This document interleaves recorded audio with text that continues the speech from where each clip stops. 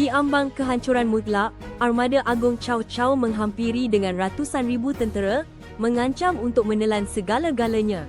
Namun, di tengah keputusasaan, seorang ahli strategi ulung muncul. Xu Liang, dengan ketenangan menakjubkan, mula merancang sesuatu yang mustahil. Mampukah beliau benar-benar mengubah arus takdir yang telah ditetapkan?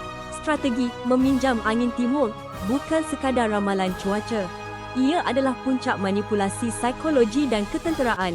Xu Liang menipu musuh, mengumpul sumber kritikal, dan sabar menunggu detik paling strategik. Setiap langkahnya adalah permainan catur minda kompleks, menjerat musuh ke dalam perangkap maut tanpa mereka menyedarinya. Apabila api membakar armada besar Chow Chow yang dirantai bersama, langit dan sungai Chibi bertukar lautan merah bergelora. Kemenangan di Chibi ini bukan semata-mata hasil pedang, tetapi genius luar biasa seorang manusia.